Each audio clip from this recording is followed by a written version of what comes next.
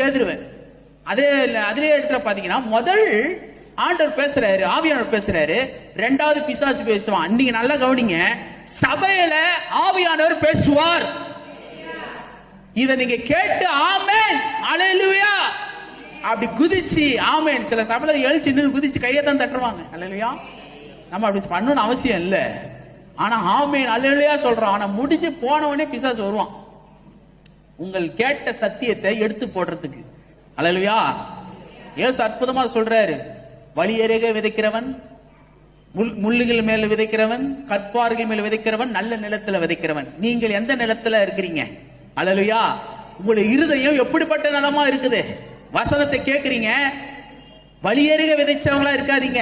ஏன்னா வழியருக வேணா கேட்டுட்டு அப்படி போயிடுவாங்க, அவ்வளவுதான். அவங்களுக்குள்ள எந்த மாற்றமும் நடக்காது. எதை கேட்டா, நீ சபைக்கு வந்தோம், ஒரு போதனை கேட்டோம், சர்ச்சுக்கு வந்தாங்க, எப்போ முடிப்பாங்கன்னு உட்கார்ந்து இருக்கிறங்க, இதுனா டைம் போயிட்டே இருக்குது. அல்லேலூயா. இது வழியருக விதைக்கிறவங்க. அல்லேலூயா. ரெண்டாவது முள்ளுள்ள விதைக்கிறவங்க. அப்படின்னா பிரச்சனைக்காக வந்திருப்பாங்க சபைக்கு, அந்த பிரச்சனை தீராது, போவாது, மாறாதுன்னு அவங்க என்ன பண்ணிடுறாங்க, அதுல அவங்க வசனத்துக்கு ஒரு செவியை சாய்க்காம பிரச்சனையில போக்கஸ் இருக்கிறதுனால அந்த செடி வளராம போய் விடுகிறது. முள்ளும் குறுக்கும் அப்படி இருக்கிறது. ஏன்னா பிரச்சனை பெருசா தெரியுது, வசனம் பெருசா தெரியல.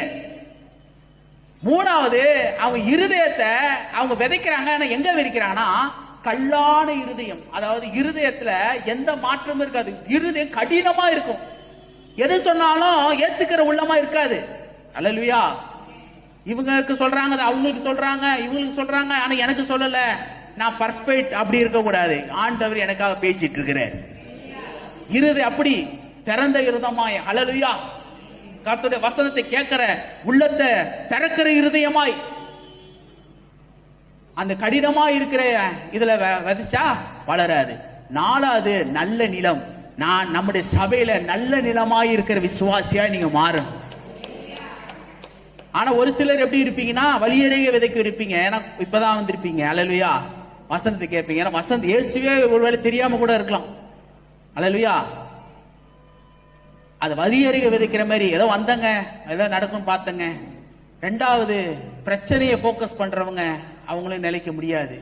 ஒண்ணா வருது. நல்ல நிலைமை எப்ப மாற போறீங்கன்னா, ஆண்டவர் எனக்கு பேசிட்டு இருக்கிறாரு, எனக்காக தான் பேசுறாரு, எனக்கு தான் நடக்கும், எனக்கு நடக்கும், எனக்கு வாய்க்கும், எனக்கு கர்த்தர் செய்வார், என் கடன் அடைப்பார், என் வியாதியை நீக்குவார், என் இருளை நீக்குவார், என் கஷ்டத்தை போப்பார், என் அற்புதமாய் மாற்றுவார், வேலையில என்னை உயர்த்துவார், நான் கீழாம மேலா இருப்பேன், வாழாம தலையா இருப்பேன்.